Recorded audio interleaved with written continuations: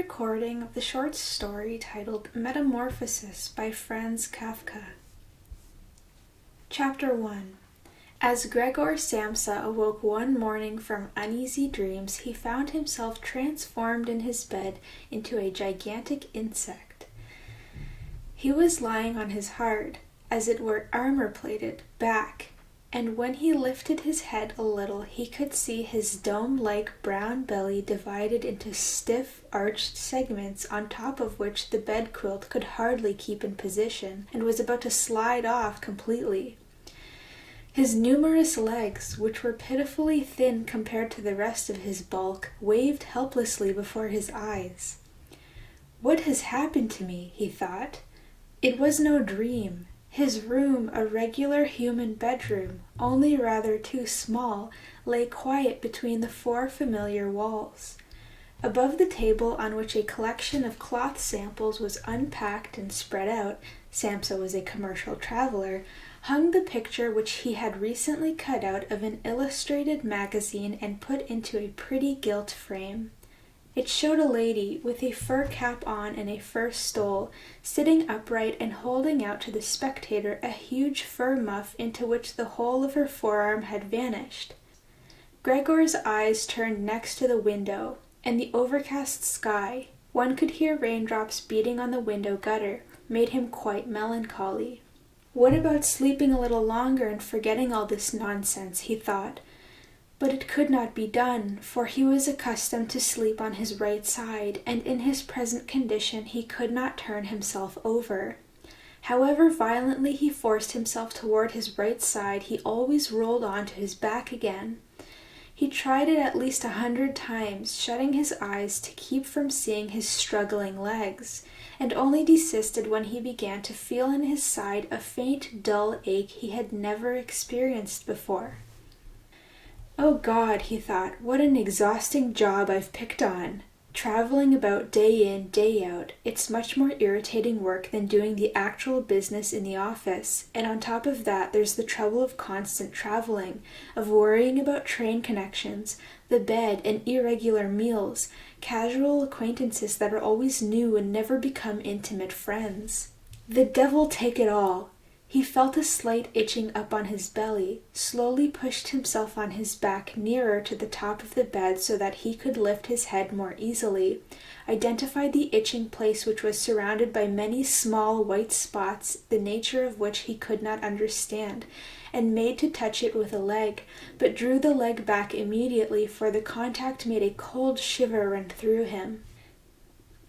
He slid down again into his former position. This getting up early, he thought, makes one quite stupid. A man needs his sleep. Other commercials live like harem women. For instance, when I come back to the hotel of a morning to write up the orders I've got, these others are only sitting down to the breakfast. Let me just try that with my chief. I'd be sacked on the spot. Anyhow, that might be quite a good thing for me. Who can tell? If I didn't have to hold my hand because of my parents, I'd have given notice long ago. I'd have gone to the chief and told him exactly what I think of him. That would knock him endways from his desk. It's a queer way of doing, too, this sitting on high at a desk and talking down to employees, especially when they have to come quite near because the chief is hard of hearing. Well, there's still hope. Once I've saved enough money to pay back my parents' debts to him, that should take another 5 or 6 years. I'll do it without fail. I'll cut myself completely loose then. For the moment, though, I'd better get up, since my train goes at 5. He looked at the alarm clock ticking on the chest. Heavenly Father, he thought. It was 6:30 o'clock, and the hands were quietly moving on. It was even past the half-hour. It was getting on toward 6:45. Had the alarm clock not gone off? From the bed one could see that it had been properly set for 4 o'clock. Of course it must have gone off. Yes, but was it possible to sleep quietly through that ear-splitting noise? Well, he had not slept quietly, yet apparently all the more soundly for that. But what has he to do now? The next train went at 7 o'clock. To catch that, he would need to hurry like mad, and his samples weren't even packed up, and he himself wasn't feeling particularly fresh and active. And even if he did catch the train, he wouldn't avoid a row with the chief, since the firm's porter would have been waiting for the 5 o'clock train and would have long since reported his failure to turn up. The porter was a creature of the chief's, spineless and stupid. Well, supposing he were to say he was sick? But that would be most unpleasant and would look suspicious, since during his 5 years' employment he had not been ill once. The chief himself would be sure to come with the sick insurance doctor, would reproach his parents with their son's laziness, and would cut all excuses short by referring to the insurance doctor, who of course regarded all mankind as perfectly healthy malingerers. And would he be so far wrong on this occasion? Gregor really felt quite well, apart from a drowsiness that was utterly superfluous after such a long sleep, and he was even unusually hungry. As all this was running through his mind at top speed without his being able to decide to leave his bed, the alarm clock had just struck 7:15. There came a cautious tap at the door behind the head of his bed. "Gregor," said a voice. It was his mother's. "It's 7:15. Hadn't you a train to catch?" That gentle voice. Gregor had a shock as he heard his own voice answering hers, unmistakably his own voice. It was true, but with a persistent, horrible, twittering squeak behind it like an undertone, which left the words in their clear shape only for the first moment, and then rose up reverberating around them to destroy their sense, so that one could not be sure one had heard them rightly. Gregor wanted to answer at length and explain everything, but in the circumstances he confined himself to saying, Yes, thank you, mother, I'm getting up now." The wooden door between them must have kept the change in his voice from being noticeable outside, for his mother contented herself with this statement and shuffled away. Yet this brief exchange of words had made the other members of the family aware that Gregor was still in the house, as they had not expected, and at one of the side doors his father was already knocking, gently yet with his fist. "Gregor, Gregor," he called, "what's the matter with you?" And after a little while he called again in a deeper voice, "Gregor, Gregor!" At the other side door his sister was saying in a low, plaintive tone, "Gregor, aren't you well? Are you needing anything?" He answered them both at once, "I'm just ready," and did his best to make his voice sound as normal as possible by enunciating the words very clearly and leaving long pauses between them. So his father went back to his breakfast, but his sister whispered, "Gregor, open the door, do." However, he was not thinking of opening the door, and felt thankful for the prudent habit he had acquired in traveling of locking all doors during the night, even at home. His immediate intention was to get up quietly without being disturbed, to put on his clothes and above all eat his breakfast, and only then consider what else was to be done, since in bed, he was well aware, his meditations would come to no sensible conclusion. He remembered that often enough in bed he had felt small aches and pains, probably caused by awkward postures, which had proved purely imaginary once he got up, and he looked forward eagerly to seeing his morning's delusions gradually fall away. That the change in his voice was nothing but the precursor of a severe chill, a standing ailment of commercial travelers, he had not the least possible doubt. To get rid of the quilt was quite easy. He had only to inflate himself a little, and it fell off by itself. But the next move was difficult, especially because he was so uncommonly broad. He would have needed arms and hands to hoist himself up. Instead, he had only the numerous little legs which never stopped waving in all directions, and which he could not control in the least. When he tried to bend one of them, it was the first to stretch itself straight, and did he succeed at last in making it do what he wanted, all the other legs meanwhile waved the more wildly in a high degree of unpleasant agitation. "But what's the use of lying idle in bed?" said Gregor to himself. He thought that he might get out of bed with the lower part of his body first, but this lower part, which he had not yet seen, and of which he could form no clear conception, proved too difficult to move. It shifted so slowly, and when finally, almost wild with annoyance, he gathered his forces together and thrust out recklessly, he had miscalculated the direction and bumped heavily against the lower end of the bed, and the stinging pain he felt informed him that precisely this lower part of his body was at the moment probably the most sensitive. So he tried to get the top part of himself out first, and cautiously moved his head toward the edge of the bed. That proved easy enough, and despite its breadth and mass, the bulk of his body at last slowly followed the movement of his head. Still, when he finally got his head free over the edge of the bed, he felt too scared to go on advancing, for after all, if he let himself fall in this way, it would take a miracle to keep his head from being injured, and at all costs he must not lose consciousness now, precisely now. He would rather stay in bed. But when after a repetition of the same efforts he lay in his former position again, sighing, and watched his little legs struggling against each other more wildly than ever, if that were possible, and saw no way of bringing any order into this arbitrary confusion, he told himself again that it was impossible to stay in bed, and that the most sensible course was to risk everything for the smallest hope of getting away from it. At the same time, he did not forget to remind himself occasionally that cool reflection, the coolest possible, was much better than desperate resolves. In such moments he focused his eyes as sharply as possible on the window, but, unfortunately, the prospect of the morning fog, which muffled even the other side of the narrow street, brought him little encouragement and comfort. 7 o'clock already, he said to himself when the alarm clock chimed again. 7 o'clock already, and still such a thick fog. And for a little while he lay quiet, breathing lightly, as if perhaps expecting such complete repose to restore all things to their real and normal condition.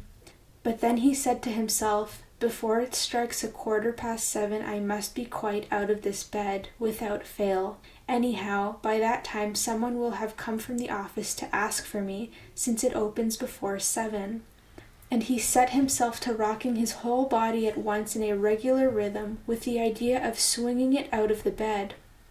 If he tipped himself out in that way, he could keep his head from injury by lifting it at an acute angle when he fell. His back seemed to be hard and was not likely to suffer from a fall on the carpet. His biggest worry was the loud crash he would not be able to help making, which would probably cause anxiety, if not terror, behind all the doors. Still, he must take the risk. When he was already half out of the bed, the new method was more a game than an effort, for he needed only to hitch himself across by rocking to and fro. It struck him how simple it would be if he could get help. 2 strong people, he thought of his father and the servant girl, would be amply sufficient. They would only have to thrust their arms under his convex back, lever him out of the bed, bend down with their burden, and then be patient enough to let him turn himself right over onto the floor, where it was to be hoped his legs would then find their proper function. Well, ignoring the fact that the doors were all locked, ought he really to call for help? In spite of his misery, he could not suppress a smile at the very idea of it. He had got so far that he could barely keep his equilibrium when he rocked himself strongly, and he would have to nerve himself very soon for the final decision, since in 5 minutes' time it would be 7:15, when the front door bell rang. That's someone from the office, he said to himself, and grew almost rigid, while his little legs only jigged about all the faster. For a moment everything stayed quiet. They're not going to open the door, said Gregor to himself, catching at some kind of irrational hope. But then, of course, the servant girl went as usual to the door with her heavy tread and opened it. Gregor needed only to hear the first good morning of the visitor to know immediately who it was. The chief clerk himself. What a fate, to be condemned to work for a firm where the smallest omission at once gave rise to the gravest suspicion, where all employees in a body nothing but scoundrels, Was there not among them one single loyal, devoted man who, had he wasted only an hour or so of the firm's time in a morning, was so tormented by conscience as to be driven out of his mind and actually incapable of leaving his bed? Wouldn't it really have been sufficient to send an apprentice to inquire, if any inquiry were necessary at all? Did the chief clerk himself have to come and thus indicate to the entire family, an innocent family, that this suspicious circumstance could be investigated by no one less versed in affairs than himself? And more through the agitation caused by these reflections than through any act of will, Gregor swung himself out of bed with all his strength. There was a loud thump, but it was not really a crash. His fall was broken to some extent by the carpet. His back, too, was less stiff than he thought, and so there was merely a dull thud, not so very startling. Only he had not lifted his head carefully enough and had hit it. He turned it and rubbed it on the carpet in pain and irritation. "That was something falling down in there," said the chief clerk in the next room to the left. Gregor tried to suppose to himself that something like what had happened to him today might someday happen to the chief clerk. One really could not deny that it was possible. But as if in brusque reply to this supposition, the chief clerk took a couple of firm steps in the next-door room, and his patent leather boots creaked. From the right-hand room his sister was whispering to inform him of the situation. "Gregor, the chief clerk's here." "I know," muttered Gregor to himself, but he didn't dare to make his voice loud enough for his sister to hear it. "Gregor," said his father now from the left-hand room, "the chief clerk has come and wants to know why you didn't catch the early train. We don't know what to say to him. Besides, he wants to talk to you in person, so open the door, please. He will be good enough to excuse the untidiness of your room. Good morning, Mr. Samsa," the chief clerk was calling amiably meanwhile. "He's not well," said the mother to the visitor, while his father was still speaking through the door. "He's not well, sir, believe me. What else would make him miss a train? The boy thinks about nothing but his work. It makes me almost cross the way he never goes out in the evenings. He's been here the last 8 days and has stayed home every single evening. He just sits there quietly at the table reading a newspaper, looking through railway timetables. The only amusement he gets is doing fretwork. For instance, he spent 2 or 3 evenings cutting out a little picture frame. You would be surprised to see how pretty it is. It's hanging in his room. You'll see it in a minute when Gregor opens the door. I must say I'm glad you've come, sir. We should never have got him to unlock the door by ourselves. He's so obstinate, and I'm sure he's unwell, though he wouldn't have it to be so this morning." "I'm just coming," said Gregor slowly and carefully, not moving an inch for fear of losing one word of the conversation. "I can't think of any other explanation, madame," said the chief clerk. "I hope it's nothing serious, although on the other hand I must say that we men of business, fortunately or unfortunately, very often simply have to ignore any slight indisposition, since business must be attended to." "Well, can the chief clerk come in now?" asked Gregor's father impatiently, again knocking on the door. "No," said Gregor. In the left-hand room a painful silence followed this refusal. In the right-hand room his sister began to sob. Why didn't his sister join the others? She was probably newly out of bed and hadn't even begun to put on her clothes yet. Well, why was she crying? Because he wouldn't get up and let the chief clerk in? Because he was in danger of losing his job, and because the chief would begin dunning his parents again for the old debts? Surely these were things one didn't need to worry about for the present. Gregor was still at home and not in the least thinking of deserting the family. At the moment, true, he was lying on the carpet, and no one who knew the condition he was in could seriously expect him to admit the chief clerk. But for such a small discourtesy, which could plausibly be explained away somehow later on, Gregor could hardly be dismissed on the spot, and it seemed to Gregor that it would be much more sensible to leave him in peace for the present than to trouble him with tears and entreaties. Still, of course, their uncertainty bewildered them all and excused their behavior. "Mr. Samsa," the chief clerk called now in a louder voice. "What's the matter with you? Here you are, barricading yourself in your room. giving only yes and no for answers, causing your parents a lot of unnecessary trouble, and neglecting, I mention this only in passing, neglecting your business duties in an incredible fashion. I am speaking here in the name of your parents and of your chief, and I beg you quite seriously to give me an immediate and precise explanation. You amaze me, you amaze me. I thought you were a quiet, dependable person, and now all at once you seem bent on making a disgraceful exhibition of yourself. The chief did hint to me early this morning a possible explanation for your disappearance, with reference to the cash payments that were entrusted to you recently, but I almost pledged my solemn word of honor that this could not be so. But now that I see how incredibly obstinate you are, I no longer have the slightest desire to take your part at all.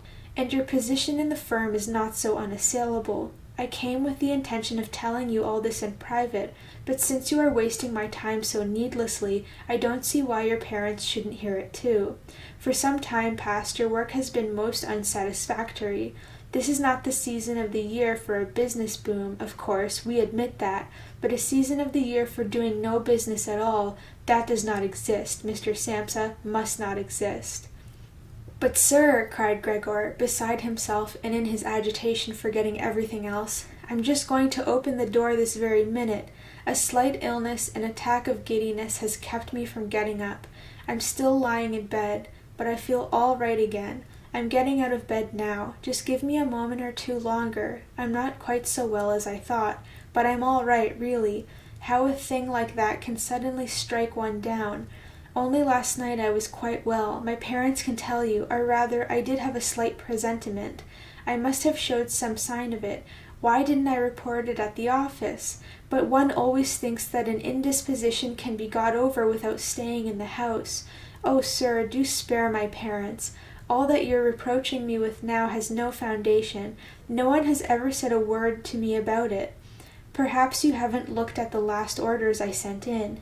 Anyhow, I can still catch the 8 o'clock train. I'm much the better for my few hours' rest. Don't let me detain you here, sir. I'll be attending to business very soon, and do be good enough to tell the chief so and to make my excuses to him.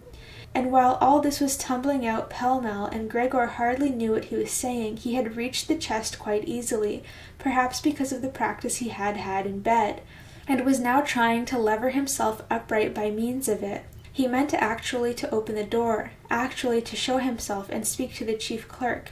He was eager to find out what the others, after all their insistence, would say at the sight of him. If they were horrified, then the responsibility was no longer his, and he could stay quiet. But if they took it calmly, then he had no reason either to be upset, and could really get to the station for the 8 o'clock train if he hurried.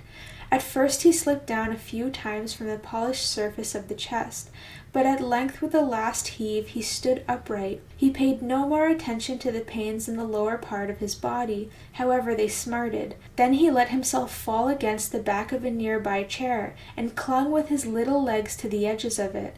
That brought him into control of himself again, and he stopped speaking, for now he could listen to what the chief clerk was saying. "Did you understand a word of it?" the chief clerk was asking. "Surely he can't be trying to make fools of us." "Oh dear," cried his mother in tears, "perhaps he's terribly ill and we're tormenting him." "Greta, Greta," she called out then. "Yes, mother," called his sister from the other side. They were calling to each other across Gregor's room. "You must go this minute for the doctor. Gregor is ill. Go for the doctor, quick. Did you hear how he was speaking?" "That was no human voice," said the chief clerk in a voice noticeably low beside the shrillness of the mother's. "Anna, Anna!" His father was calling through the hall to the kitchen, clapping his hands. "Get a locksmith at once!" And the two girls were already running through the hall with a swish of skirts. How could his sister have got dressed so quickly? And were tearing the front door open. There was no sound of its closing again. They had evidently left it open, as one does in houses where some great misfortune has happened. But Gregor was now much calmer. The words he uttered were no longer understandable, apparently, although they seemed clear enough to him, even clearer than before, perhaps because his ear had grown accustomed to the sound of them. Yet, at any rate, people now believed that something was wrong with him, and were ready to help him. The positive certainty with which these first measures had been taken comforted him. He felt himself drawn once more into the human circle, and hoped for great and remarkable results from both the doctor and the locksmith, without really distinguishing precisely between them. To make his voice as clear as possible for the decisive conversation that was now imminent, he coughed a little, as quietly as he could, of course, since this noise too might not sound like a human cough for all he was able to judge. In the next room, meanwhile, there was complete silence. Perhaps his parents were sitting at the table with the chief clerk, whispering. Perhaps they were all leaning against the door and listening. Slowly, Gregor pushed the chair toward the door, then let go of it, caught hold of the door for support. The soles at the end of his little legs were somewhat sticky, and rested against it for a moment after his efforts. Then he set himself to turning the key in the lock with his mouth. It seemed, unhappily, that he hadn't really any teeth. What could he grip the key with? But on the other hand, his jaws were certainly very strong. With their help he did manage to set the key in motion, heedless of the fact that he was undoubtedly damaging them somewhere. Since a brown fluid issued from his mouth, flowed over the key, and dripped on the floor. "Just listen to that," said the chief clerk next door. "He's turning the key." That was a great encouragement to Gregor, but they should all have shouted encouragement to him, his father and mother too. "Go on, Gregor," they should have called out. "Keep going, hold on to that key." And in the belief that they were all following his efforts intently, he clenched his jaws recklessly on the key with all the force at his command. As the turning of the key progressed, he circled around the lock, holding on now only with his mouth, pushing on the key as required or pulling it down again with all the weight of his body. The louder click of the finally yielding lock literally quickened Gregor. With a deep breath of relief, he said to himself, "So I didn't need the locksmith," and laid his head on the handle to open the door wide. Since he had to pull the door toward him, he was still invisible when it was really wide open. He had to edge himself slowly around the near half of the double door, and to do it very carefully he was not to fall plump upon his back just on the threshold. He was still carrying out this difficult maneuver, with no time to observe anything else, when he heard the chief clerk utter a loud "Oh!" It sounded like a gust of wind, and now he could see the man standing as he was nearest to the door, clapping one hand before his open mouth and slowly backing away as if driven by some invisible steady pressure. His mother, in spite of the chief clerk's being there, her hair was still undone and sticking up in all directions, first clasped her hands and looked at his father, then took 2 steps toward Gregor and fell on the floor among her outspread skirts, her face quite hidden on her breast. His father nodded his fist with a fierce expression on his face, as if he meant to knock Gregor back into his room, then looked uncertainly around the living room, covered his eyes with his hands, and wept till his great chest heaved. Gregor did not go now into the living room, but leaned against the inside of the firmly shut wing of the door, so that only half his body was visible and his head above it bending sideways to look at the others. The light had meanwhile strengthened. On the other side of the street one could see clearly a section of the endlessly long, dark grey building opposite. It was a hospital, abruptly punctuated by its row of regular windows. The rain was still falling, but only in large, singly discernible and literally singly splashing drops. The breakfast dishes were set out on the table lavishly, for breakfast was the most important meal of the day to Gregor's father, who lingered it out for hours over various newspapers. Right opposite Gregor on the wall hung a photograph of himself in military service, as a lieutenant, hand on sword, a carefree smile on his face, inviting one to respect his uniform and military bearing. The door leading to the hall was open, and one could see that the front door stood open too, showing the landing beyond and the beginning of the stairs going down. "Well," said Gregor, knowing perfectly that he was the only one who had retained any composure, "I'll put my clothes on at once, pack up my samples, and start off. Will you only let me go? You see, sir, I'm not obstinate, and I'm willing to work. Traveling is a hard life, but I couldn't live without it. "Where are you going, sir? To the office? Yes? Will you give a true account of all this? One can be temporarily incapacitated, but that's just the moment for remembering former services and bearing in mind that later on, when the incapacity has been got over, one will certainly work with all the more industry and concentration. I'm loyally bound to serve the chief. You know that very well. Besides, I have to provide for my parents and my sister. I'm in great difficulties, but I'll get out of them again. Don't make things any worse for me than they are. Stand up for me in the firm. Travelers are not popular there, I know.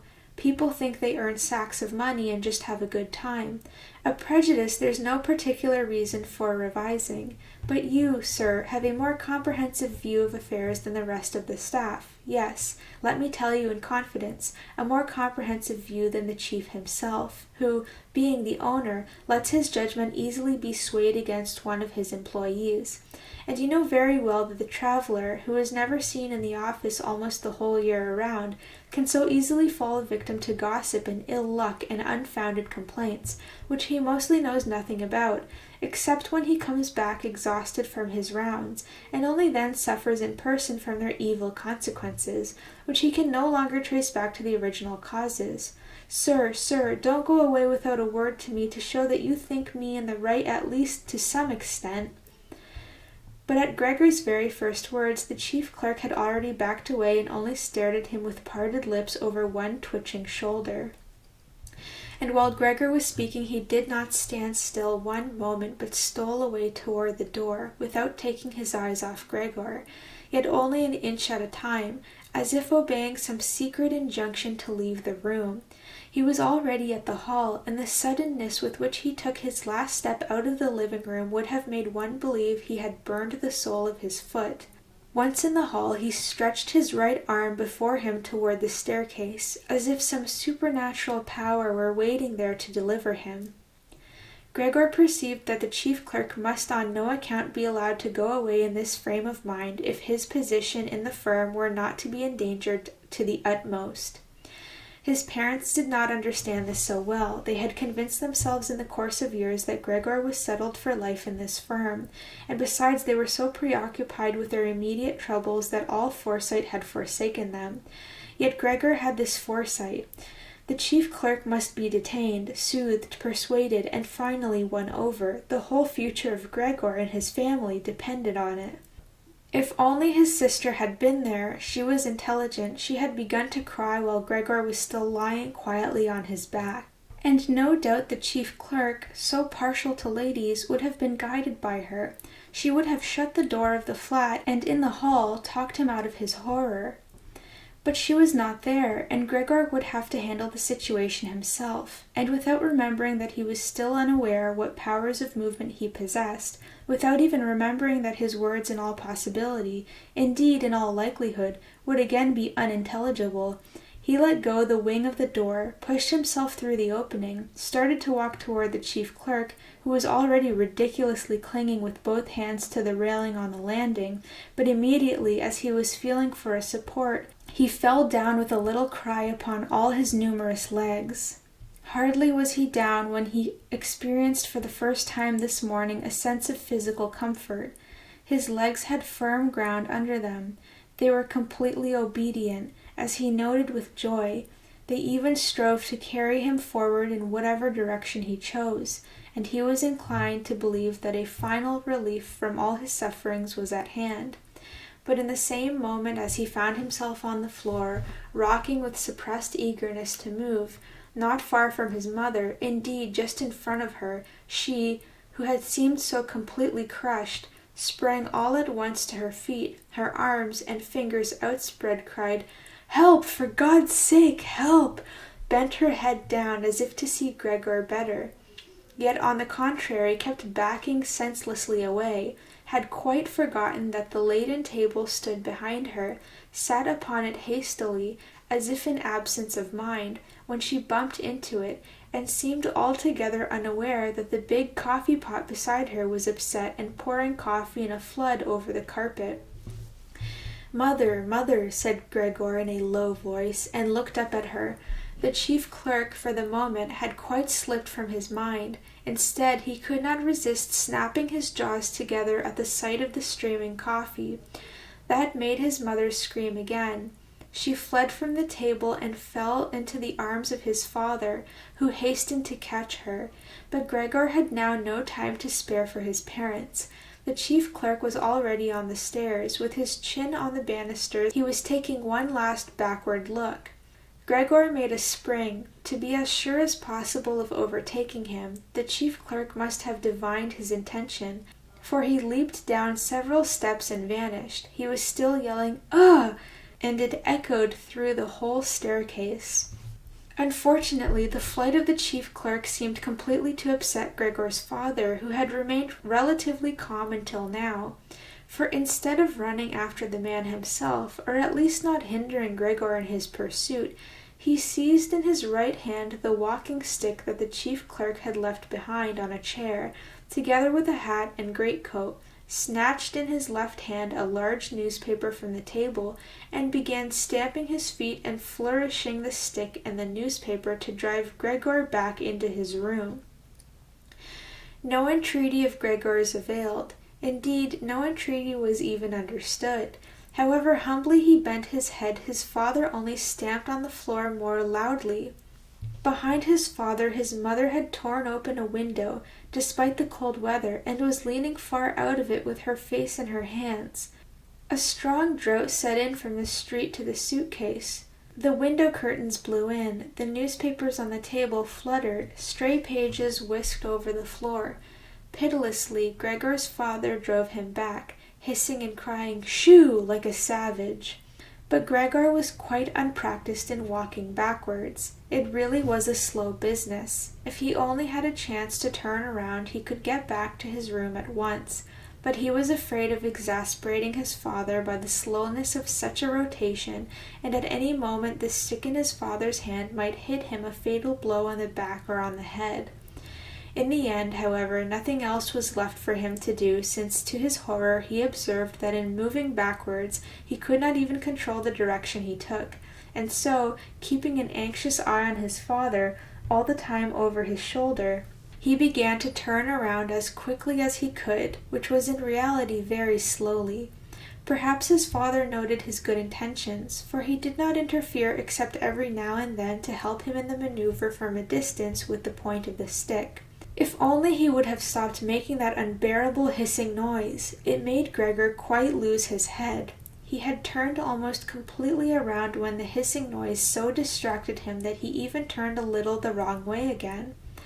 But when at last his head was fortunately right in front of the doorway, it appeared that his body was too broad simply to get through the opening. His father, of course, in his present mood, was far from thinking of such a thing as opening the other half of the door, to let Gregor have enough space. He had merely the fixed idea of driving Gregor back into his room as quickly as possible. He would never have suffered Gregor to make the circumstantial preparations for standing up on end and perhaps slipping his way through the door.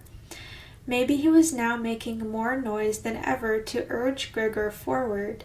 As if no obstacle impeded him, to Gregor anyhow, the noise in his rear sounded no longer like the voice of one single father. This was really no joke, and Gregor thrust himself, come what might, into the doorway.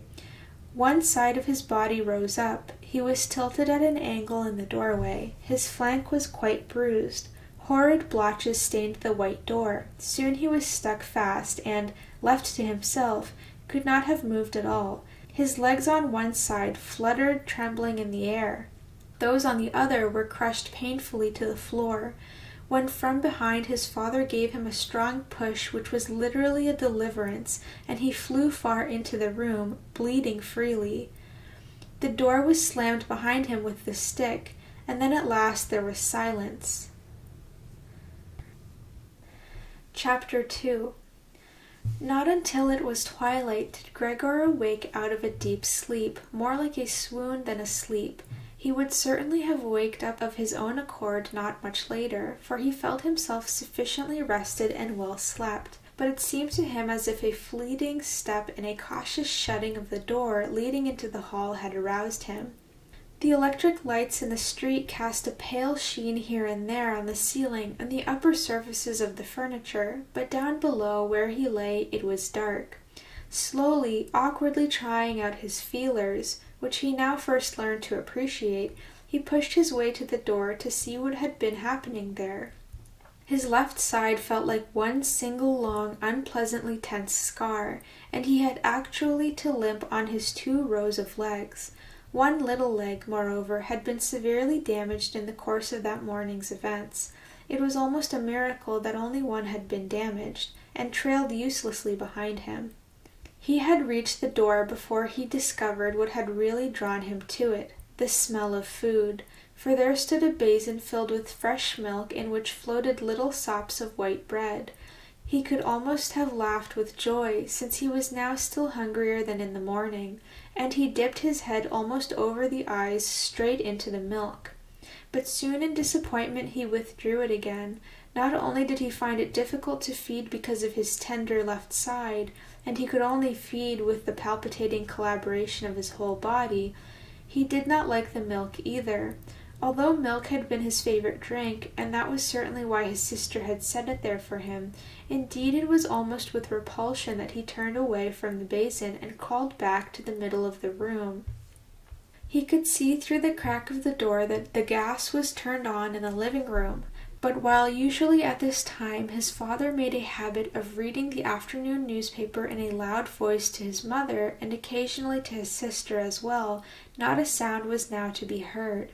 Well, perhaps his father had recently given up this habit of reading aloud, which his sister had mentioned so often in a conversation and in her letters. But there was the same silence all around, although the flat was certainly not empty of occupants. "What a quiet life our family has been leading," said Gregor to himself, and as he sat there motionless, staring into the darkness, he felt great pride in the fact that he had been able to provide such a life for his parents and sister in such a fine flat. But what if all the quiet, the comfort, the contentment were now to end in horror? To keep himself from being lost in such thoughts, Gregor took refuge in movement and crawled up and down the room. Once during the long evening one of the side doors was opened a little and quickly shut again. Later the other side door too. Someone had apparently wanted to come in and then thought better of it.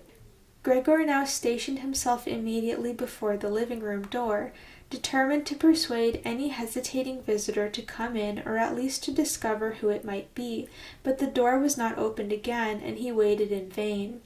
In the early morning when the doors were locked, they had all wanted to come in. Now that he had opened one door and the other had apparently been opened during the day, no one came in and even the keys were on the other side of the doors. It was late at night before the gas went out in the living room, and Gregor could easily tell that his parents and his sister had all stayed awake until then, for he could clearly hear the 3 of them stealing away on tiptoe. No one was likely to visit him, not until the morning, that was certain, so he had plenty of time to meditate at his leisure on how he was to arrange his life afresh. But the lofty, empty room in which he had to lie flat on the floor filled him with an apprehension he could not account for, since it had been his very own room for the past 5 years, and with a half-unconscious action, not without a slight feeling of shame, he scuttled under the sofa, where he felt comfortable at once, although his back was a little cramped and he could not lift his head up, and his only regret was that his body was too broad to get the whole of it under the sofa. He stayed there all night, spending the time partly in a light slumber, from which his hunger kept waking him up with a start, and partly in worrying and sketching vague hopes, which all led to the same conclusion, that he must lie low for the present and, by exercising patience and the utmost consideration, help the family to bear the inconvenience he was bound to cause them in his present condition. Very early in the morning, it was still almost night, Gregor had the chance to test the strength of his new resolutions, for his sister, nearly fully dressed, opened the door from the hall and peered in. She did not see him at once, yet when she caught sight of him under the sofa, well, he had to be somewhere, he couldn't have flown away, could he? She was so startled that without being able to help it, she slammed the door shut again. But as if regretting her behavior, she opened the door again immediately and came in on tiptoe, as if she were visiting an invalid or even a stranger. Gregor had pushed his head forward to the very edge of the sofa and watched her. Would she notice that he had left the milk standing, and not for lack of hunger, and would she bring in some other kind of food more to his taste? If she did not do it of her own accord, he would rather starve than draw her attention to the fact, although he felt a wild impulse to dart out from under the sofa, throw himself at her feet, and beg her for something to eat. But his sister at once noticed, with surprise, that the basin was still full, except for a little milk that had been spilled all around it. She lifted it immediately, not with her bare hands, true, but with a cloth, and carried it away. Gregor was wildly curious to know what she would bring instead, and made various speculations about it. Yet what she actually did next, in the goodness of her heart, he could never have guessed at. To find out what he liked, she brought him a whole selection of food, all set out on an old newspaper. There were old, half-decayed vegetables, bones from last night's supper covered with a white sauce that had thickened, some raisins and almonds, a piece of cheese that Gregor would have called uneatable 2 days ago, a dry roll of bread, a buttered roll, and a roll both buttered and salted. Besides all that, she set down again the same basin into which she had poured some water, and which was apparently to be reserved for his exclusive use. And with fine tact, knowing that Gregor would not eat in her presence, she withdrew quickly and even turned the key, to let him understand that he could take his ease as much as he liked. Gregor's legs all whizzed toward the food. His wounds must have healed completely, moreover, for he felt no disability, which amazed him and made him reflect how more than a month ago he had cut one finger a little with a knife, and had still suffered pain from the wound only the day before yesterday. Am I less sensitive now? He thought, and sucked greedily at the cheese, which above all other edibles attracted him at once and strongly. One after another, and with tears of satisfaction in his eyes, he quickly devoured the cheese, the vegetables, and the sauce. The fresh food, on the other hand, had no charms for him. He could not even stand the smell of it, and actually dragged away to some little distance the things he could eat. He had long finished his meal and was only lying lazily on the same spot when his sister turned the key slowly as a sign for him to retreat. That roused him at once, although he was nearly asleep, and he hurried under the sofa again. But it took considerable self-control for him to stay under the sofa, even for the short time his sister was in the room, since the large meal had swollen his body somewhat, and he was so cramped he could hardly breathe. Slight attacks of breathlessness afflicted him, and his eyes were starting a little out of his head as he watched his unsuspecting sister sweeping together with a broom not only the remains of what he had eaten, but even the things he had not touched, as if these were now of no use to anyone, and hastily shoveling it all into a bucket, which she covered with a wooden lid and carried away. Hardly had she turned her back when Gregor came from under the sofa and stretched and puffed himself out. In this manner Gregor was fed, once in the early morning while his parents and the servant girl were still asleep, and a second time after they had all had their midday dinner. For then his parents took a short nap, and the servant girl could be sent out on some errand or another by his sister. Not that they would have wanted him to starve, of course, but perhaps they could not have borne to know more about his feeding than from hearsay. Perhaps, too, his sister wanted to spare them such little anxieties wherever possible, since they had quite enough to bear as it was. Under what pretext the doctor and the locksmith had been got rid of on that first morning, Gregor could not discover. For since what he said was not understood by the others, it never struck any of them, not even his sister, that he could understand what they said. And so whenever his sister came into his room, he had to content himself with hearing her utter only a sigh now and then, and an occasional appeal to the saints. Later on, when she had got a little used to the situation, of course she could never get completely used to it, she sometimes threw out a remark which was kindly meant or could be so interpreted.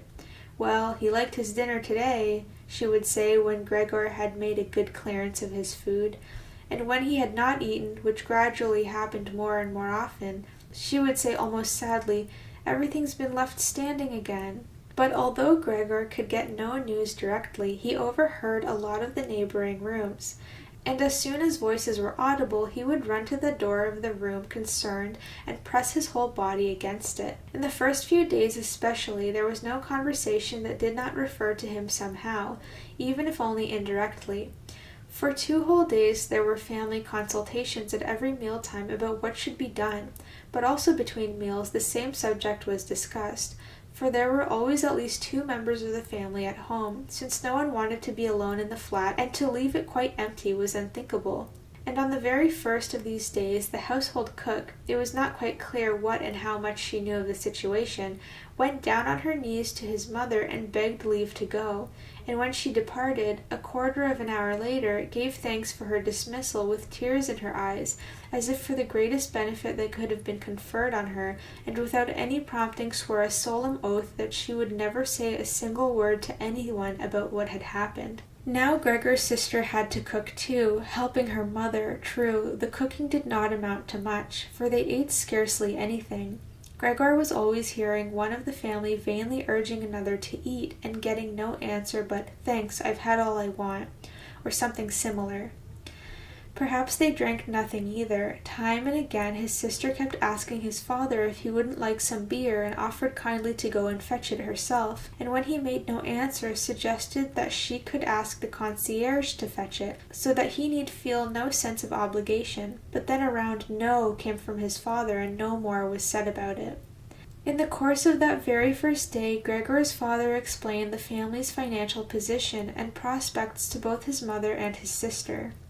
Now and then he rose from the table to get some voucher or memorandum out of the small safe he had rescued from the collapse of his business 5 years earlier. One could hear him opening the complicated lock and rustling papers out and shutting it again. This statement made by his father was the first cheerful information Gregor had heard since his imprisonment. He had been of the opinion that nothing at all was left over from his father's business. At least his father had never said anything to the contrary, and of course he had not asked him directly. At the time, Gregor's sole desire was to do his utmost to help the family to forget as soon as possible the catastrophe that had overwhelmed the business and thrown them all into a state of complete despair. And so he had set to work with unusual ardor, and almost overnight had become a commercial traveler instead of a little clerk, with of course much greater chances of earning money, and his success was immediately translated into good round coin which he could lay on the table for his amazed and happy family. These had been fine times, and they had never recurred, at least not with the same sense of glory, although later on Gregor had earned so much money that he was able to meet the expenses of the whole household, and did so. They had simply got used to it, both the family and Gregor. The money was gratefully accepted and gladly given, but there was no special uprush of warm feeling. With his sister alone had he remained intimate, and it was a secret plan of his that she, who loved music, unlike himself, and could play movingly on the violin, should be sent next year to study at the conservatorium, despite the great expense that would entail, which must be made up in some other way. During his brief visits home, the conservatorium was often mentioned in the talks he had with his sister, but always merely as a beautiful dream which could never come true, and his parents discouraged even these innocent references to it. Yet Gregor had made up his mind firmly about it, and meant to announce the fact with due solemnity on Christmas Day. Such were the thoughts, completely futile in his present condition, that went through his head as he stood clinging upright to the door and listening. Sometimes, out of sheer weariness, he had to give up listening and let his head fall negligently against the door, but he always had to pull himself together again at once, for even the slight sound his head made was audible next door, and brought all conversation to a stop. "What can he be doing now?" his father would say after a while, obviously turning toward the door, and only then would the interrupted conversation gradually be set going again. Gregor was now informed as amply as he could wish, for his father tended to repeat himself in his explanations, partly because it was a long time since he had handled such matters, and partly because his mother could not always grasp things at once, that a certain amount of investments, a very small amount it was true, had survived the wreck of their fortunes, and had even increased a little because the dividends had not been touched meanwhile. And besides that, the money Gregor brought home every month, he had kept only a few dollars for himself, had never been quite used up, and now amounted to a small capital sum. Behind the door, Gregor nodded his head eagerly, rejoiced at this evidence of unexpected thrift and foresight. True, he could really have paid off some more of his father's debts to the chief with this extra money, and so brought much nearer the day on which he could quit his job, but doubtless it was better the way his father had arranged it. Yet this capital was by no means sufficient to let the family live on the interest of it. For 1 year, perhaps, or at the most 2, they could live on the principal, that was all. It was simply a sum that ought not to be touched and should be kept for a rainy day. Money for living expenses would have to be earned. Now his father was still hale enough but an old man, and he had done no work for the past 5 years and could not be expected to do much. During these 5 years, the first years of leisure in his laborious though unsuccessful life, he had grown rather fat and become sluggish. And Gregor's old mother, how was she to earn a living with her asthma, which troubled her even when she walked through the flat and kept her lying on a sofa every other day, panting for breath beside an open window? And was his sister to earn her bread, she who was still a child of 17, and whose life hitherto had been so pleasant, consisting as it did in dressing herself nicely, sleeping long, helping in the housekeeping, going out to a few modest entertainments, and above all playing the violin? At first, whenever the need for earning money was mentioned, Gregor let go his hold on the door and threw himself down on the cool leather sofa beside it. He felt so hot with shame and grief. Often he just lay there the long nights through without sleeping at all, scrabbling for hours on the leather. Or he nerved himself to the great effort of pushing an armchair to the window, then crawled up over the window-sill and, braced against the chair, leaned against the window panes, obviously in some recollection of the sense of freedom that looking out a window always used to give him. For in reality, day by day, things that were even a little way off were growing dimmer to his sight. The hospital across the street, which he used to execrate for being all too often before his eyes, was now quite beyond his range of vision, and if he had not known that he lived in Charlotte Street, a quiet street but still a city street, he might have believed that his window gave on a desert waste where grey sky and grey land blended indistinguishably into each other. His quick-witted sister only needed to observe twice that the armchair stood by the window. After that, whenever she had tidied the room, she always pushed the chair back to the same place at the window, and even left the inner casements open. If he could have spoken to her and thanked her for all she had to do for him, he could have borne her ministrations better. As it was, they oppressed him. She certainly tried to make as light as possible of whatever was disagreeable in her task, and as time went on she succeeded, of course, more and more, but time brought more enlightenment to Gregor too. The very way she came in and distressed him. Hardly was she in the room when she rushed to the window, without even taking time to shut the door, carefully as she was usually to shield the sight of Gregor's room from the others, and as if she were almost suffocating, tore the casements open with hasty fingers, standing them in the open draughts for a while, even in the bitterest cold, and drawing deep breaths. This noisy scurry of hers upset Gregor twice a day. He would crouch trembling under the sofa all the time, knowing quite well that she would certainly have spared him such a disturbance had she found it at all possible to stay in his presence without opening the window. On one occasion, about a month after Gregor's metamorphosis, when there was surely no reason for her to be still startled at his appearance, she came a little earlier than usual and found him gazing out of the window, quite motionless, and thus well placed to look like a bogey. Gregor would not have been surprised had she not come in at all, for she could not immediately open the window while he was there. But not only did she retreat, she jumped back as if in alarm and banged the door shut. A stranger might well have thought that he had been lying in wait for her there, meaning to bite her.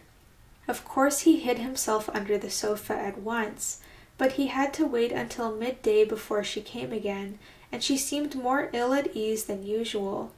This made him realize how repulsive the sight of him still was to her, and that it was bound to go on being repulsive, and what an effort it must cost her to not run away even from the sight of the small portion of his body that stuck out from under the sofa. In order to spare her that, therefore, one day he carried a sheet on his back to the sofa. It cost him 4 hours' labor, and arranged it there in such a way as to hide him completely, so that even if she were to bend down she could not see him. Had she considered the sheet unnecessary, she would certainly have stripped it off the sofa again, for it was clear enough that this curtaining and confining of himself was not likely to conduce Gregor's comfort, but she left it where it was, and Gregor even fancied that he caught a thankful glance from her eye when he lifted the sheet carefully a very little with his head to see how she was taking the new arrangement. For the first fortnight his parents could not bring themselves to the point of entering his room, and he often heard them expressing their appreciation of his sister's activities, whereas formerly they had frequently scolded her for being, as they thought, a somewhat useless daughter. But now both of them often waited outside the door, his father and his mother, while his sister tidied his room, and as soon as she came out she had to tell them exactly how things were in the room, what Gregor had eaten, how he had conducted himself this time, and whether there was not perhaps some slight improvement in his condition. His mother, moreover, began relatively soon to want to visit him, but his father and sister dissuaded her at first with arguments which Gregor listened to very attentively and altogether approved. Later, however, she had to be held back by main force, and when she cried out, "Do let me in to Gregor, he is my unfortunate son. Can't you understand that I must go to him?" Gregor thought that it might be well to have her come in, not every day, of course, but perhaps once a week. She understood things, after all, much better than his sister, who was only a child despite the efforts she was making, and had perhaps taken on so difficult a task merely out of childish thoughtlessness. Gregor's desire to see his mother was soon fulfilled. During the daytime he had not want to show himself at the window, out of consideration for his parents, but he could not crawl very far around the few square yards of floor space he had, nor could he bear lying quietly at rest all during the night, while he was fast losing any interest he had ever taken in food, so that for mere recreation he had formed the habit of crawling criss-cross over the walls and ceilings. He especially enjoyed hanging suspended from the ceiling. It was much better than lying on the floor. One could breathe more freely. One's body swung and rocked lightly, and in the most blissful absorption induced by this suspension, it could happen to his own surprise that he let go and fell plump on the floor. Yet he now had his body much better under control than formerly, and even such a big fall did him no harm. His sister at once remarked the new distraction Gregor had found for himself. He left traces behind him of the sticky stuff on his soles wherever he crawled, and she got the idea in her head of giving him as wide a field as possible to crawl in, and of removing the pieces of furniture that hindered him, above all the chest of drawers and the writing desk. But that was more than she could manage all by herself.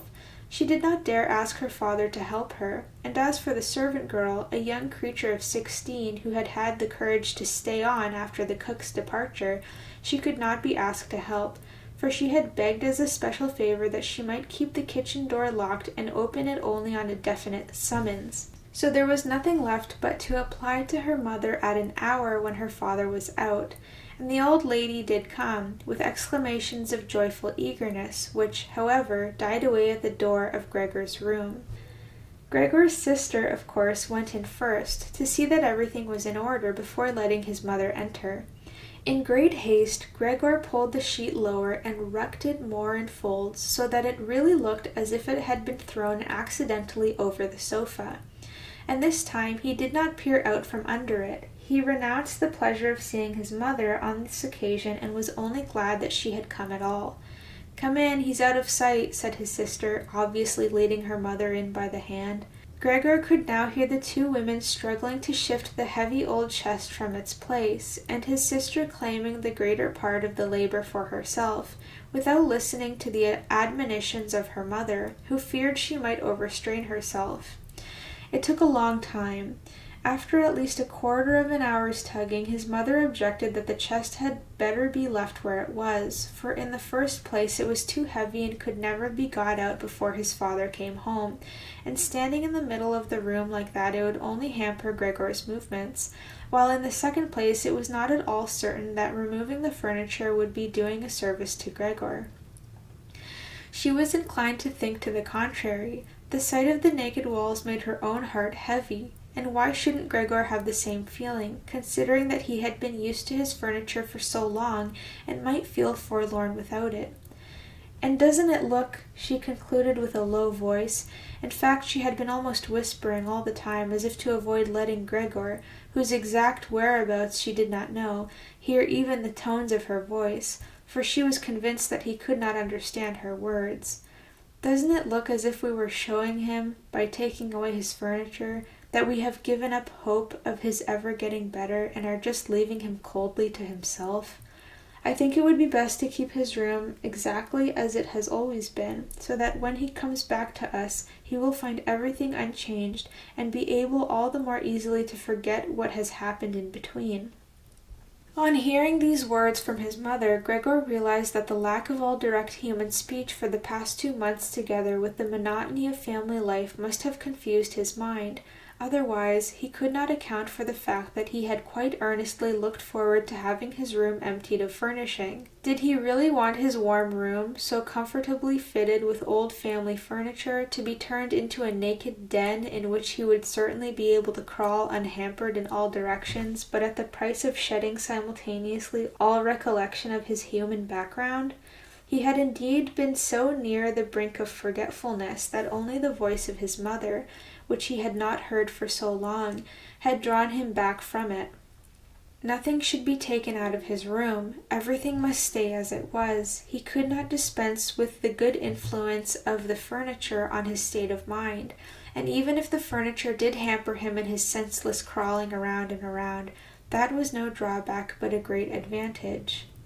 Unfortunately, his sister was of the contrary opinion. She had grown accustomed, and not without reason, to consider herself an expert in Gregor's affairs as against her parents, and so her mother's advice was now enough to make her determined on the removal of not only the chest and the writing desk, which had been her first intention, but of all the furniture except the indispensable sofa. This determination was not, of course, merely the outcome of childish recalcitrance, and of the self-confidence she had recently developed so unexpectedly and at such cost. She had in fact perceived that Gregor needed a lot of space to crawl about in, while on the other hand he never used the furniture at all, so far as could be seen. Another factor might also have been the enthusiastic temperament of an adolescent girl, which seeks to indulge itself in every opportunity and which now tempted Greta to exaggerate the horror of her brother's circumstances in order that she might do all the more for him. In a room where Gregor lorded it all alone over empty walls, no one save herself was likely ever to set foot. And so she was not to be moved from her resolve by her mother, who seemed moreover to be ill at ease in Gregor's room, and therefore unsure of herself, was soon reduced to silence, and helped her daughter as best she could to push the chest aside. Now Gregor could do without the chest, if need be, but the writing desk he must retain. As soon as the two women had got the chest out of his room, groaning as they pushed it, Gregor stuck his head out from under the sofa to see how he might intervene as kindly and cautiously as possible. But as bad luck would have it, his mother was the first to return, leaving Greta clasping the chest in the room next door where she was trying to shift it all by herself, without of course moving it from the spot. His mother, however, was not accustomed to the sight of him. It might sicken her, and so in alarm Gregor backed quickly to the other end of the sofa, yet could not prevent the sheet from swaying a little in front. That was enough to put her on the alert. She paused, stood still for a moment, and then went back to Greta.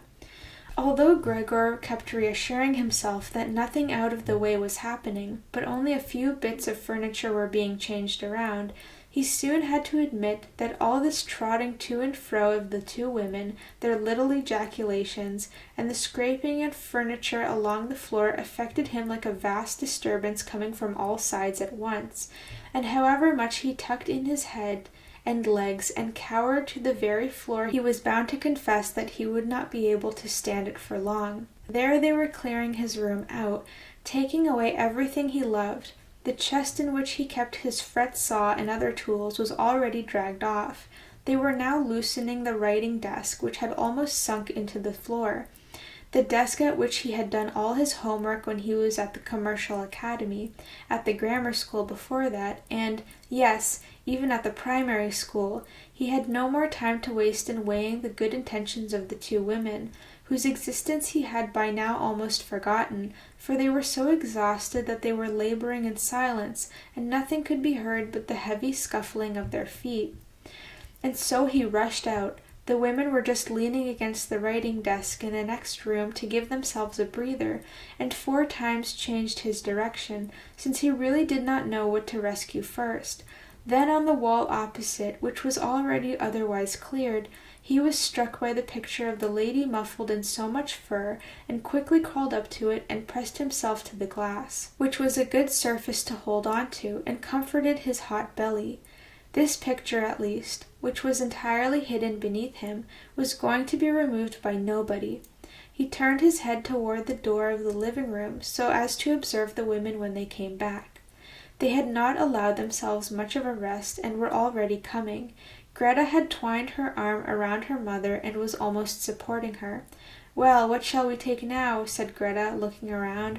Her eyes met Gregor's from the wall. She kept her composure, presumably because of her mother, bent her head down to her mother to keep her from looking up, and said, although in a fluttering, unpremeditated voice, "Come, hadn't we better go back to the living room for a moment?" Her intentions were clear enough to Gregor. She wanted to bestow her mother in safety and then chase him down from the wall. Well, just let her try it. He clung to his picture and would not give it up. He would rather fly in Greta's face. But Greta's words had succeeded in disquieting her mother, who took a step to one side, caught sight of the huge brown mass on the flowered wallpaper, and before she was really conscious that what she saw was Gregor, screamed in a loud, hoarse voice, "Oh God! Oh God!" fell with outspread arms over the sofa as if giving up, and did not move. "Gregor!" cried his sister, shaking her fist and glaring at him. This was the first time she had directly addressed him since his metamorphosis. She ran into the next room for some aromatic essence with which to rouse her mother from her fainting fit. Gregor wanted to help too. There was still time to rescue the picture, but he was stuck fast to the glass and had to tear himself loose. He then ran after his sister into the next room as if he could advise her, as he used to do, but then had to stand helplessly behind her. She meanwhile searched among various small bottles, and when she turned around, started in alarm at the sight of him. One bottle fell on the floor and broke. A splinter of glass cut Gregor's face, and some kind of corrosive medicine splashed him. Without pausing a moment longer, Greta gathered up all the bottles she could carry and ran to her mother with them. She banged the door shut with her foot. Gregor was now cut off from his mother, who was perhaps nearly dying because of him. He dared not open the door for fear of frightening away his sister, who had to stay with her mother. There was nothing he could do but wait, and harassed by self-reproach and worry, he began now to crawl to and fro, over everything, walls, furniture, and ceiling, and finally, in his despair, when the whole room seemed to be reeling around him, fell down into the middle of the big table. A little while elapsed. Gregor was still lying there feebly, and all around was quiet. Perhaps that was a good omen. Then the doorbell rang. The servant girl was of course locked in her kitchen, and Greta would have to open the door. It was his father. "What's been happening?" were his first words. Greta's face must have told him everything. Greta answered in a muffled voice, apparently hiding her head on his breast. "Mother has been fainting, but she's better now. Gregor's broken loose." "Just what I expected," said his father. "Just what I've been telling you, but you women would never listen. It was clear to Gregor that his father had taken the worst interpretation of Greta's all too brief statement and was assuming that Gregor had been guilty of some violent act. Therefore, Gregor must now try to propitiate his father, since he had neither time nor means for an explanation, and so he fled to the door of his own room and crouched against it, to let his father see as soon as he came in from the hall that his son had the good intention of getting back into his room immediately, and that it was not necessary to drive him there, but that if only the door were opened he would disappear at once. Yet his father was not in the mood to perceive such fine distinctions. "Ah!" he cried as soon as he appeared, in a tone that sounded at once angry and exultant. Gregor drew his head back from the door and lifted it to look at his father. Truly, this was not the father he had imagined to himself. Admittedly, he had been too absorbed of late in his new recreation of crawling over the ceiling to take the same interest as before in what was happening elsewhere in the flat, and he ought really to be prepared for some changes. And yet, could that be his father? The man who used to lie wearily sunk in bed whenever Gregor set out on a business journey, who welcomed him back of an evening lying in a long chair in a dressing gown, who could not really rise to his feet but only lifted his arms in greeting, and on the rare occasions when he did go out with his family, on 1 or 2 Sundays a year and on highest holidays, walked between Gregor and his mother, who were slow walkers anyhow, even more slowly than they did, muffled in his old greatcoat, shuffling laboriously forward with the help of his crook-handled stick, which he set down most cautiously at every step, and, whenever he wanted to say anything, nearly always came to a full stop, and gathered his escort around him. Now he was standing there in fine shape, dressed in a smart blue uniform with gold buttons, such as bank messengers wear. His strong double chin bulged over the stiff high collar of his jacket. From under his bushy eyebrows his black eyes darted fresh and penetrating glances.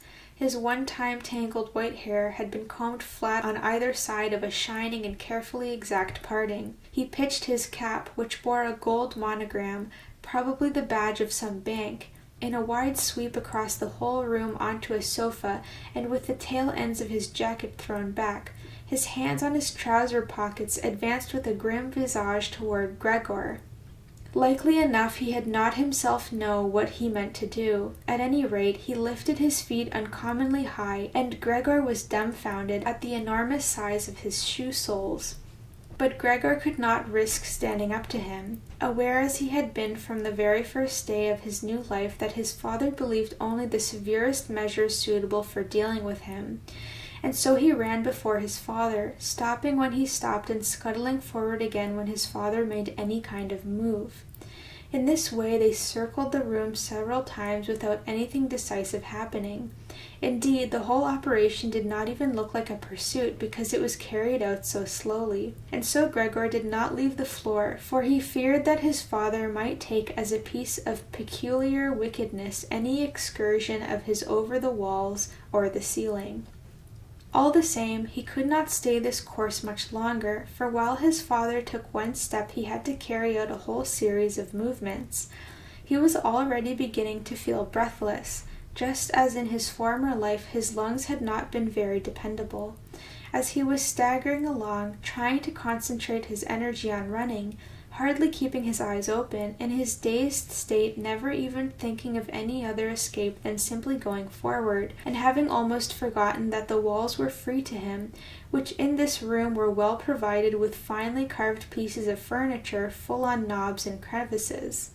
Suddenly something lightly flung landed close behind him and rolled before him. It was an apple. A second apple followed immediately. Gregor came to a stop in alarm. There was no point in running on, for his father was determined to bombard him.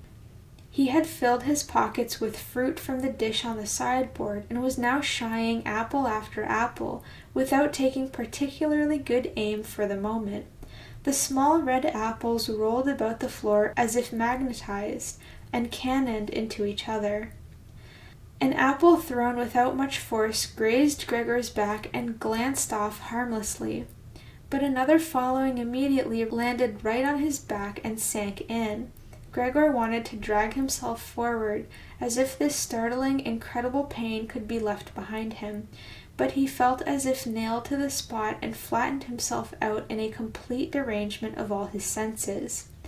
With his last conscious look, he saw the door of his room being torn open, and his mother rushing out ahead of his screaming sister, in her underbodice, for her daughter had loosened her clothing to let her breathe more freely and recover from her swoon. He saw his mother rushing toward his father, leaving one after another behind her on the floor her loosened petticoats, stumbling over her petticoats straight to his father and embracing him, in complete union with him. But here Gregor's sight began to fail, with her hands clasped around his father's neck as she begged for her son's life. Chapter 3. The serious injury done to Gregor, which disabled him for more than a month, the apple went on sticking in his body as a visible reminder, since no one ventured to remove it, seemed to have made even his father recollect that Gregor was a member of the family, despite his present unfortunate and repulsive shape, and ought not to be treated as an enemy, that, on the contrary, family duty required the suppression of disgust and the exercise of patience, nothing but patience. And although his injury had impaired, probably forever, his powers of movement, and for the time being it took him long minutes to creep across his room like an old invalid, there was no question now of crawling up the wall, yet in his own opinion he was sufficiently compensated for this worsening of his condition by the fact that toward evening the living-room door, which he used to watch intently for an hour or two beforehand, was always thrown open, so that lying in the darkness of his room, invisible to the family, he could see them all at the lamp-lit table and listen to their talk, by general consent as it were, very different from his earlier eavesdropping. True, their intercourse lacked the lively character of former times, which he had always called to mind with a certain wistfulness in the small hotel bedrooms where he had been wont to throw himself down, tired out, on damp bedding. They were now mostly very silent. Soon after supper his father would fall asleep in his armchair. His mother and sister would admonish each other to be silent. His mother, bending low over the lamp, stitched at fine sewing for an underwear firm. His sister, who had taken a job as a salesgirl, was learning shorthand and French in the evenings on the chance of bettering herself. Sometimes his father woke up, and as if quite unaware that he had been sleeping, said to his mother, "What a lot of sewing you're doing today," and at once fell asleep again, while the two women exchanged a tired smile. With a kind of mullishness, his father persisted in keeping his uniform on even in the house. His dressing gown hung uselessly on its peg, and he slept fully dressed where he sat, as if he were ready for service at any moment, and even here only at the beck and call of his superior.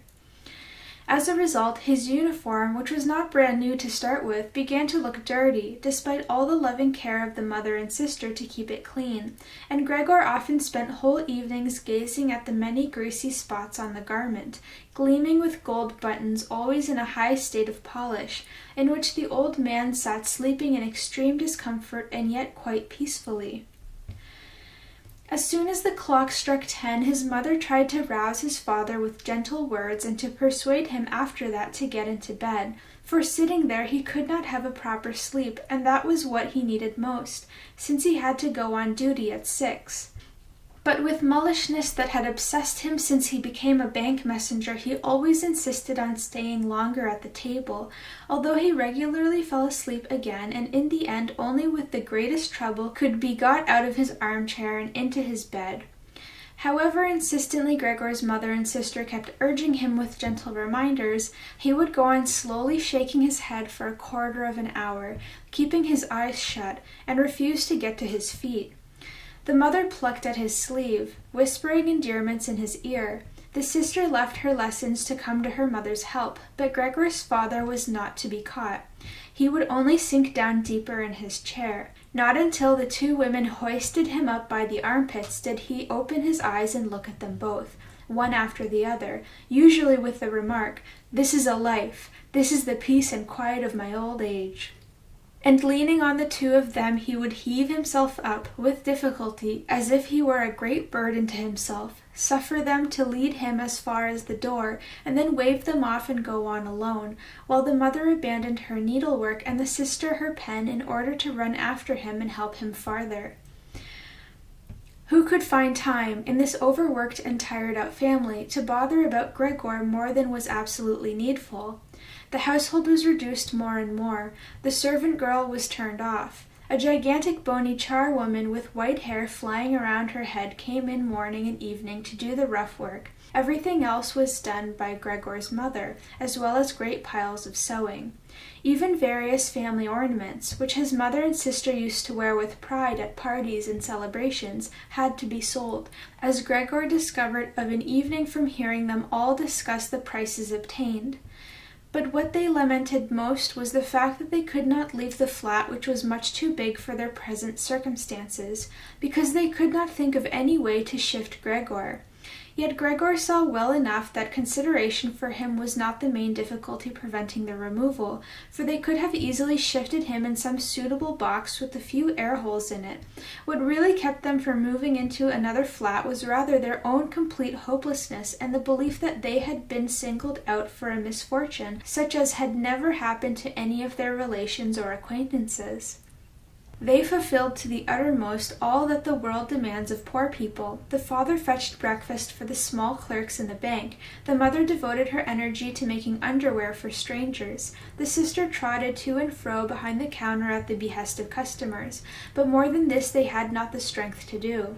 And the wound in Gregor's back began to nag at him afresh when his mother and sister, after getting his father into bed, came back again, left their work lying, drew close to each other, and sat cheek by cheek, when his mother, pointing toward his room, said, "Shut that door now, Greta," and he was left again in darkness, while next door the women mingled their tears or perhaps sat dry-eyed staring at the table.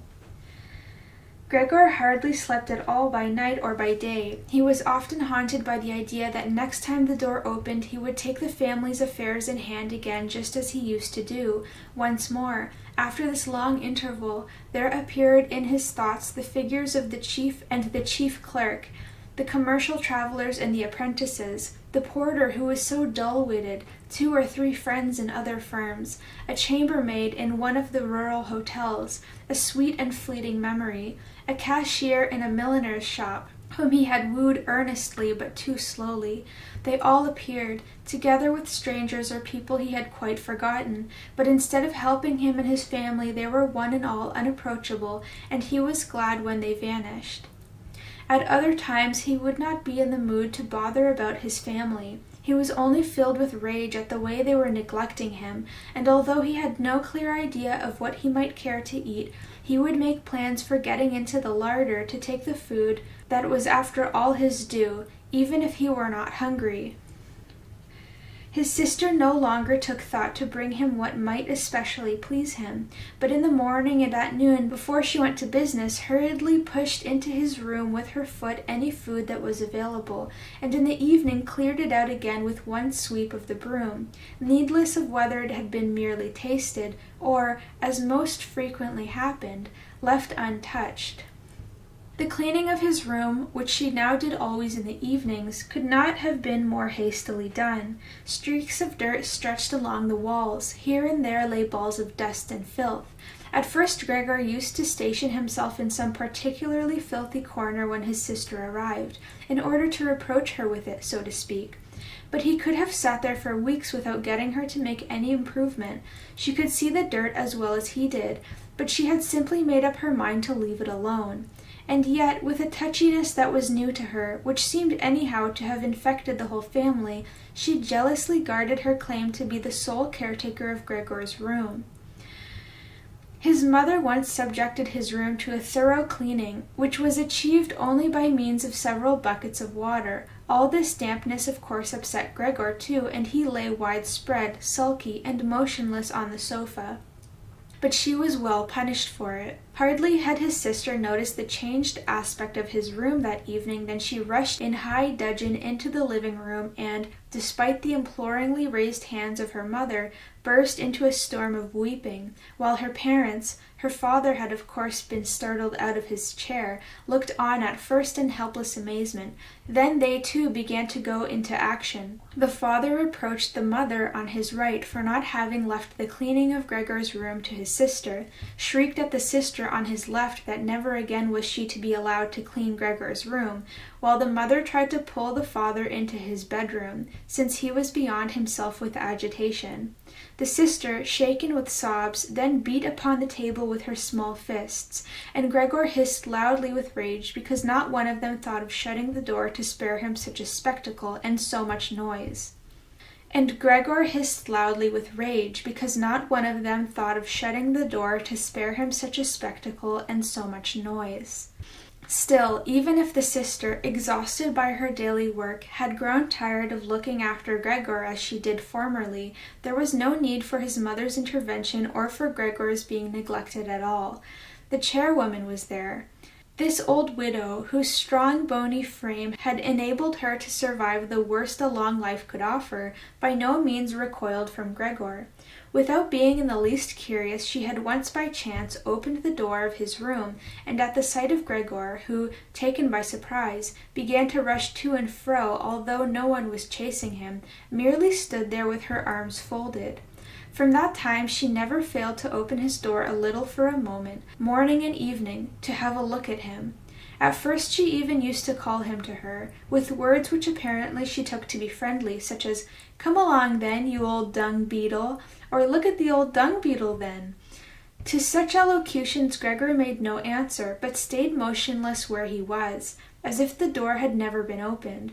Instead of being allowed to disturb him so senselessly whenever the whim took her, she should rather have been ordered to clean out his room daily, that chairwoman. Once, early in the morning, heavy rain was lashing on the window panes, perhaps a sign that spring was on the way. Gregor was so exasperated when she began addressing him again that he ran at her, as if to attack her, although slowly and feebly enough. But the chairwoman, instead of showing fright, merely lifted high a chair that happened to be beside the door, and as she stood there with her mouth wide open, it was clear that she meant to shut it only when she brought the chair down on Gregor's back. "So you're not coming any nearer?" she asked, as Gregor turned away again, and quietly put the chair back into the corner. Gregor was now eating hardly anything. Only when he happened to pass the food laid out for him did he take a bit of something in his mouth as a pastime, kept it there for an hour at a time, and usually spat it out again. At first he thought it was chagrin over the state of his room that prevented him from eating, yet he soon got used to the various changes in his room. It had become a habit in the family to push into his room things there was no room for elsewhere, and there were plenty of these now, since one of the rooms had been let to 3 lodgers.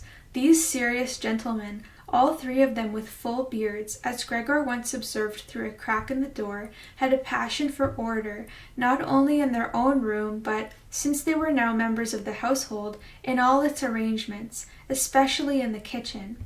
Superfluous, not to say dirty, objects they could not bear. Besides, they had brought with them most of the furnishings they needed. For this reason, many things could be dispensed with that it was no use trying to sell, but that should not be thrown away either. All of them found their way into Gregor's room, the ash can likewise, and the kitchen garbage can. Anything that was not needed for the moment was simply flung into Gregor's room by the chairwoman, who did everything in a hurry. Fortunately, Gregor usually saw only the object, whatever it was, and the hand that held it.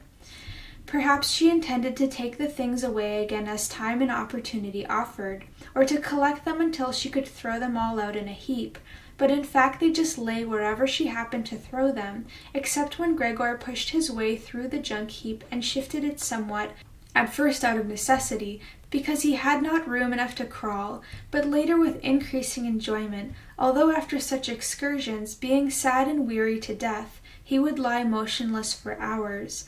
And since the lodgers often ate their supper at home in the common living room, the living room door stayed shut many an evening. Yet Gregor reconciled himself quite easily to the shutting of the door, for often enough on evenings when it was open he had disregarded it entirely and lain in the darkest corner of his room, quite unnoticed by the family. But on one occasion the chairwoman left the door open a little, and it stayed ajar even when the lodgers came in for supper and the lamp was lit. They set themselves at the top end of the table, where formerly Gregor and his father and mother had eaten their meals, unfolded their napkins, and took knife and fork in hand. At once his mother appeared in the other doorway with a dish of meat, and close behind her his sister with a dish of potatoes piled high. The food steamed with a thick vapor. The lodgers bent over the food set before them as if to scrutinize it before eating. In fact, the man in the middle, who seemed to pass for an authority with the other two, cut a piece of meat as it lay on the dish, obviously to discover if it were tender or should be sent back to the kitchen. He showed satisfaction, and Gregor's mother and sister, who had been watching anxiously, breathed freely and began to smile. The family itself took its meals in the kitchen. Nonetheless, Gregor's father came into the living room before going into the kitchen, and with one prolonged bow, cap in hand, made a round of the table. The lodgers all stood up and murmured something in their beards. When they were alone again, they ate their food in almost complete silence. It seemed remarkable to Gregor that among the various noises coming from the table he could always distinguish the sound of their masticating teeth, as if this were a sign to Gregor that one needed teeth in order to eat, and that with toothless jaws even of the finest make, one could do nothing. "I'm hungry enough," said Gregor sadly to himself, "but not for that kind of food. How these lodgers are stuffing themselves, and here I am dying of starvation." On that very evening, during the whole of his time there, Gregor could not remember ever having heard the violin. The sound of violin playing came from the kitchen. The lodgers had already finished their supper. The one in the middle had brought out a newspaper and given the other two a page apiece, and now they were leaning back at ease, reading and smoking. When the violin began to play, they pricked up their ears, got to their feet, and went on tiptoe to the hall door, where they stood huddled together. Their movements must have been heard in the kitchen, for Gregor's father called out, "Is the violin playing disturbing you, gentlemen? It can be stopped at once." "On the contrary," said the middle lodger, "could not Fraulein Samsa come and play in this room, beside us, where it is much more convenient and comfortable?" "Oh, certainly," cried Gregor's father, as if he were the violin player. The lodgers came back into the living room and waited. Presently Gregor's father arrived with the music stand, his mother carrying the music and his sister with the violin.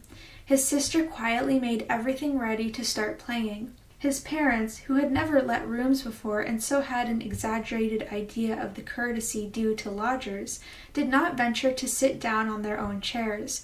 His father leaned against the door, the right hand thrust between two buttons of his livery coat, which was formally buttoned up, but his mother was offered a chair by one of the lodgers, and, since she left the chair just where he had happened to put it, sat down in a corner to one side. Gregor's sister began to play. The father and mother, from either side, intently watched the movements of her hands. Gregor, attracted by the playing, ventured to move forward a little until his head was actually inside the living room. He felt hardly any surprise at his growing lack of consideration for the others. There had been a time when he prided himself on being considerate, and yet just on this occasion he had more reason than ever to hide himself, since, owing to the amount of dust that lay thick in his room and rose into the air at the slightest movement, he too was covered with dust, fluff, and hair, and remnants of food trailed with him. Caught on his back and along his sides, his indifference to everything was much too great for him to turn on his back and scrape himself clean on the carpet, as once he had done several times a day. And in spite of his condition, no shame deterred him from advancing a little over the spotless floor of the living room. To be sure, no one was aware of him. The family was entirely absorbed in the violin playing. The lodgers, however, who first of all had stationed themselves, hands in pockets, much too close behind the music stand so that they could all have read the music, which must have bothered his sister, had soon retreated to the window, half whispering with down-bent heads, and stayed there while his father turned an anxious eye on them. Indeed, they were making it more than obvious that they had been disappointed in their expectation of hearing good or enjoyable violin playing, that they had had more than enough of the performance and only out of courtesy suffered a continued disturbance of their peace. From the way they all kept blowing the smoke of their cigars high in the air through nose and mouth, one could divine their irritation. And yet Gregor's sister was playing so beautifully. Her face leaned sideways, intently, and sadly her eyes followed the notes of music. Gregor crawled a little farther forward and lowered his head to the ground so that it might be possible for his eyes to meet hers.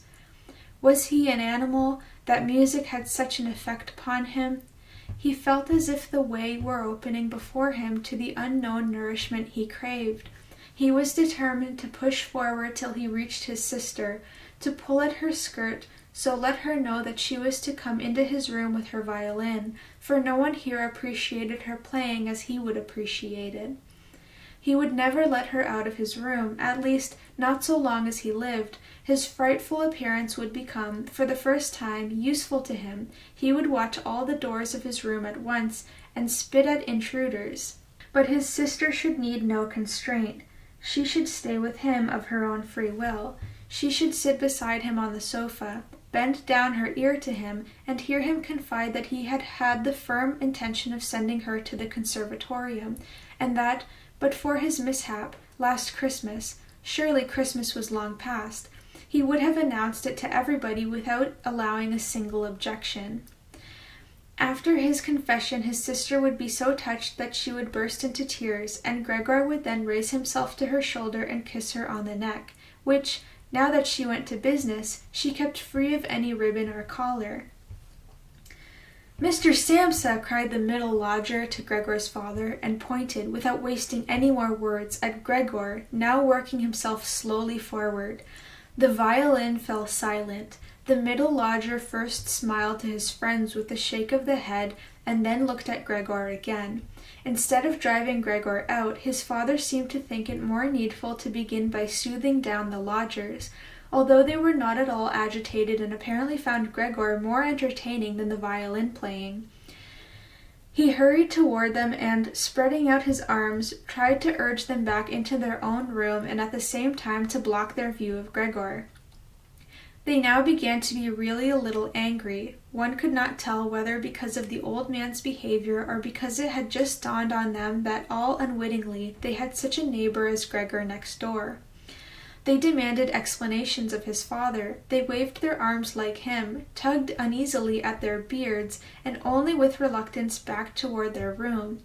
Meanwhile, Gregor's sister, who stood there as if lost when her playing was so abruptly broken off, came to life again, pulled herself together all at once after standing for a while, holding violin and bow in nervelessly hanging hands and staring at her music, pushed her violin into the lap of her mother, who was still sitting in her chair fighting asthmatically for breath, and ran into the lodger's room for which they were now being shepherded by her father rather more quickly than before.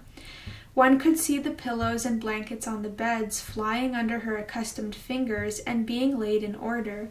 Before the lodgers had actually reached their room, she had finished making the beds and slipped out. The old man seemed once more to be so possessed by his mullish self-assertiveness that he was forgetting all the respect he should show to his lodgers. He kept driving them on until in the very door of the bedroom the middle lodger stamped his foot loudly on the floor and so brought him to a halt. "I beg to announce," said the lodger, lifting one hand and looking also at Gregor's mother and sister, "that because of the disgusting conditions prevailing in this household and family," here he spat on the floor with emphatic brevity, "I give you notice on the spot. Naturally, I won't pay you a penny for the days I have lived here. On the contrary, I shall consider bringing an action for damages against you, based on claims, believe me, that will be easily susceptible of proof." He ceased and stared straight in front of him, as if he expected something. In fact, his two friends at once rushed into the breach with these words, "And we too give notice on the spot." On that, he seized the door handle and shut the door with a slam. Gregor's father, groping with his hands, staggered forward and fell into his chair. It looked as if he were stretching himself there for his ordinary evening nap, but the marked jerkings of his head, which were as if uncontrollable, showed that he was far from asleep. Gregor had simply stayed quietly all the time on the spot where the lodgers had espied him. Disappointment at the failure of his plan, perhaps also the weakness arising from extreme hunger, made it impossible for him to move. He feared, with a fair degree of certainty, that at any moment the general tension would discharge itself in a combined attack upon him, and he lay waiting. He did not react even to the noise made by the violin as it fell off his mother's lap from under her trembling fingers and gave out a resonant note. "My dear parents," said his sister, slapping her hand on the table by way of introduction, "things can't go on like this. Perhaps you don't realize that, but I do. I won't utter my brother's name in the presence of this creature, and so all I say is, we must try to get rid of it. We've tried to look after it and to put up with it as far as is humanly possible, and I don't think anyone could reproach us in the slightest." "She is more than right," said Gregor's father to himself. His mother, who was still choking for lack of breath, began to cough hollowly into her hand with a wild look in her eyes. His sister rushed over to her and held her forehead. His father's thoughts seemed to have lost their vagueness at Greta's words. He sat more upright, fingering his service cap that lay among the plates still lying on the table from the lodger's supper, and from time to time looked at the still form of Gregor. "We must try to get rid of it," his sister now said explicitly to her father, since her mother was coughing too much to hear a word. "It will be death of both of you. I can see that coming. When one has to work as hard as we do, all of us, one can't stand this continual torment at home on top of it. At least I can't stand it any longer." And she burst into such a passion of sobbing that her tears dropped on her mother's face, where she wiped them off mechanically. "My dear," said the old man sympathetically, and with evident understanding, "but what can we do?" Gregor's sister merely shrugged her shoulders to indicate the feeling of helplessness that now overmastered her during her weeping fit, in contrast to her former confidence. "If he could understand us," said her father, half questioningly. Greta, still sobbing, vehemently waved a hand to show how unthinkable that was. "If he could understand us," repeated the old man, shutting his eyes to consider his daughter's conviction that understanding was impossible, "then perhaps we might come to some agreement with him. But as it is—" "He must go," cried Gregor's sister. "That's the only solution, father. You must just try to get rid of the idea that this is Gregor. The fact that we've believed it for so long is the root of all our trouble. But how can it be Gregor? If this were Gregor, he would have realized long ago that human beings can't live with such a creature, and he'd have gone away on his own accord. Then we wouldn't have any brother, but we'd be able to go on living and keep his memory in honor. As it is, this creature persecutes us, drives away our lodgers, obviously wants the whole apartment to himself, and would have us all sleep in the gutter. Just look, father," she shrieked all at once. "He's at it again." And in an access of panic that was quite incomprehensible to Gregor, she even quitted her mother, literally thrusting the chair from her as if she would rather sacrifice her mother than stay so near to Gregor, and rushed behind her father, who also rose up, being simply upset by her agitation, and half spread his arms out as if to protect her. Yet Gregor had not the slightest intention of frightening anyone, far less his sister. He had only begun to turn around in order to crawl back to his room, but it was certainly a startling operation to watch, since because of his disabled condition he could not execute the difficult turning movements except by lifting his head and then bracing it against the floor over and over again. He paused and looked around.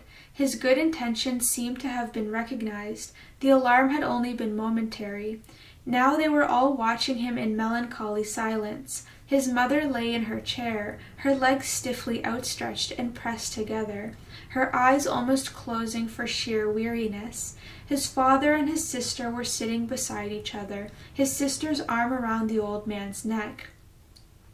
Perhaps I can go on turning around now, thought Gregor, and began his labors again. He could not stop himself from panting with the effort, and had to pause now and then to take breath. Nor did anyone harass him. He was left entirely to himself. When he had completed the turnaround, he began at once to crawl straight back. He was amazed at the distance separating him from his room and could not understand how in his weak state he had managed to accomplish the same journey so recently, almost without remarking it. Intent on crawling as fast as possible, he barely noticed that not a single word, not an ejaculation from his family, interfered with his progress.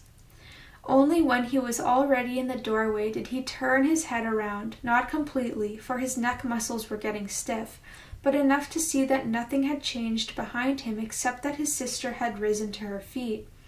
His last glance fell on his mother, who was not quite overcome by sleep. Hardly was he well inside his room when the door was hastily pushed shut, bolted, and locked. The sudden noise in his rear startled him so much that his little legs gave beneath him. It was his sister who had shown such haste. She had been standing ready, waiting, and had made a light spring forward. Gregor had not even heard her coming, and she cried, "At last!" to her parents as she turned the key in the lock. "And what now?" said Gregor to himself, looking around in the darkness. Soon he made the discovery that he was now unable to stir a limb. This did not surprise him. Rather, it seemed unnatural that he should ever actually have been able to move on these feeble little legs. Otherwise, he felt relatively comfortable. True, his whole body was aching, but it seemed that the pain was gradually growing less and would finally pass away. The rotting apple in his back and the inflamed area around it, all covered with soft dust, already hardly troubled him. He thought of his family with tenderness and love. The decision that he must disappear was one that he held to even more strongly than his sister, if that were possible. In this state of vacant and peaceful meditation he remained until the tower clock struck 3 in the morning. The first broadening of light in the world outside the window entered his consciousness once more. Then his head sank to the floor of his own accord, and from his nostrils came the last faint flicker of his breath. When the chairwoman arrived early in the morning, what between her strength and her impatience, she slammed all the doors so loudly, never mind how often she had been begged not to do so, that no one in the whole apartment could enjoy any quiet sleep after her arrival. She noticed nothing unusual as she took her customary peep into Gregor's room. She thought he was lying motionless on purpose, pretending to be in the sulks. She credited him with every kind of intelligence. Since she happened to have the long-handled broom in her hand, she tried to tickle him up with it from the doorway. When that too produced no reaction, she felt provoked and poked at him a little harder, and only when she had pushed him along the floor without meeting any resistance was her attention aroused. It did not take her long to establish the truth of the matter, and her eyes widened. She let out a whistle, yet did not waste much time over it, but tore open the door of the Samsa's bedroom and yelled into the darkness at the top of her voice, "Just look at this! It's dead! It's lying here dead and done for." Mr. and Mrs. Samsa started up in their double bed, and before they realized the nature of the chairwoman's announcement had some difficulty in overcoming the shock of it. But then they got out of bed quickly, one on either side, Mr. Samsa throwing a blanket over his shoulders, Mrs. Samsa in nothing but her nightgown. In the array they entered Gregor's room. Meanwhile, the door of the living room opened too, where Greta had been sleeping since the advent of the lodgers. She was completely dressed as if she had not been to bed, which seemed to be confirmed also by the paleness of her face. "Dead?" said Mrs. Samsa, looking questioningly at the chairwoman, although she would have investigated for herself, and the fact was obvious enough without investigation. "I should say so," said the chairwoman, proving her words by pushing Gregor's corpse a long way to one side with her broomstick. Mrs. Samsa made a movement as if to stop her, but checked it. "Well," said Mr. Samsa, "now thanks be to God." He crossed himself, and the 3 women followed his example. Greta, whose eyes never left the corpse, said, "Just see how thin he was. It's such a long time since he's eaten anything." The food came out again just as it went in. Indeed, Gregor's body was completely flat and dry, as could only now be seen when it was no longer supported by the legs and nothing prevented one from looking closely at it. "Come in beside us, Greta, for a little while," said Mrs. Samsa with a tremulous smile, and Greta, not without looking back at the corpse, followed her parents into their bedroom. The chairwoman shut the door and opened the window wide. Although it was so early in the morning, a certain softness was perceptible in the fresh air. After all, it was already the end of March. The 3 lodgers emerged from their room and were surprised to see no breakfast. They had been forgotten. "Where's our breakfast?" said the middle lodger peevishly to the chairwoman, but she put her finger to her lips and hastily, without a word, indicated by gestures that they should go into Gregor's room. They did so and stood, their hands in the pockets of their somewhat shabby coats, around Gregor's corpse in the room where it was now fully light. At that the door of the Samsa's bedroom opened, and Mr. Samsa appeared in his uniform, his wife on one arm, his daughter on the other. They all looked a little as if they had been crying. From time to time Greta hid her face on her father's arm. "Leave my house at once," said Mr. Samsa, and pointed to the door without disengaging himself from the women. "What do you mean by that?" said the middle lodger, taken somewhat aback, with a feeble smile. The 2 lodgers put their hands behind them and kept rubbing them together, as if in gleeful expectation of a fine set-to, in which they were bound to come off the winners. "I mean just what I say," answered Mr. Samsa, and advanced in a straight line with his 2 companions toward the lodger. He stood his ground at first quietly, looking at the floor as if his thoughts were taking a new pattern in his head. "Then let us go, by all means," he said, and looked up at Mr. Samsa as if in a sudden access of humility he were expecting some renewed sanction for this decision.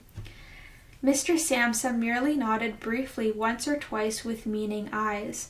Upon that the lodger really did go with long strides into the hall. His 2 friends had been listening, and had quite stopped rubbing their hands for some moments, and now went scuttling after him, as if afraid that Mr. Samsa might get into the hall before them and cut them off from their leader. In the hall they all 3 took their hats from the rack, their sticks from the umbrella stand, bowed in silence, and quitted the apartment. With a suspiciousness that proved quite unfounded, Mr. Samsa and the 2 women followed them out to the landing. Leaning over the banister, they watched the 3 figures slowly but surely going down the long stairs, vanishing from sight at a certain turn of the staircase on every floor, and coming into view again after a moment or so. The more they dwindled, the more the Samsa family's interests in them dwindled.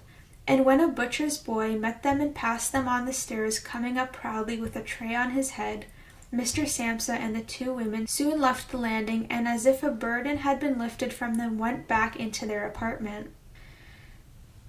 They decided to spend this day in resting and going for a stroll. They had not only deserved such a respite from work, but absolutely needed it. And so they sat down at the table and wrote 3 notes of excuse, Mr. Samsa to his board of management, Mrs. Samsa to her employer, and Greta to the head of her firm. While they were writing, the chairwoman came in to say that she was going now, since her morning's work was finished. At first they only nodded without looking up, but as she kept hovering there they eyed her irritably. "Well?" said Mr. Samsa. The chairwoman stood grinning in the doorway as if she had good news to impart to the family, but meant not to say a word unless properly questioned. The small ostrich feather standing upright on her hat, which had annoyed Mr. Samsa ever since she was engaged, was waving gaily in all directions. "Well, what is it then?" asked Mr. Samsa, who obtained more respect from the chairwoman than the others. "Oh," said the chairwoman, giggling so amiably that she could not at once continue. "Just this. You don't need to bother about how to get rid of the thing next door. It's been seen to already." Mrs. Samsa and Greta bent over their letters again, as if preoccupied. Mr. Samsa, who perceived that she was eager to begin describing it all in detail, stopped her with a decisive hand.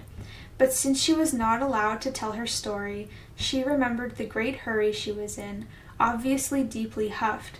"Bye, everybody," she said, whirling off violently, and departed with a frightful slamming of doors.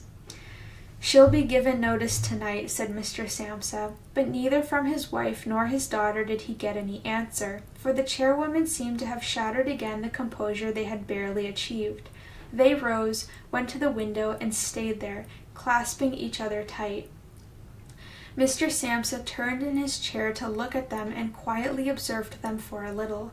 Then he called out, "Come along now, do. Let bygones be bygones. And you might have some consideration for me." The two of them complied at once, hastened to him, caressed him, and quickly finished their letters.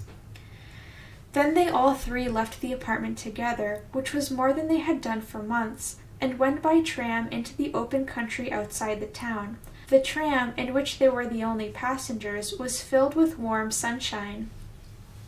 Leaning comfortably back in their seats, they canvassed their prospects for the future, and it appeared on closer inspection that these were not at all bad, for the jobs they had got, which so far they had never really discussed with each other, were all three admirable and likely to lead to better things later on.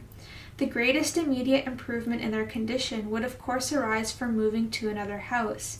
They wanted to take a smaller and cheaper, but also better situated and more easily run apartment than the one they had, which Gregor had selected. Meanwhile they were thus conversing. It struck both Mr. and Mrs. Samsa almost at the same moment, as they became aware of their daughter's increasing vivacity, that in spite of all the sorrow of recent times which had made her cheeks pale, she had bloomed into a pretty girl with a good figure. They grew quieter and half unconsciously exchanged glances of complete agreement, having come to the conclusion that it would soon be time to find a good husband for her. And it was like a confirmation of their new dreams and excellent intentions that at the end of their journey their daughter sprang to her feet first and stretched her young body.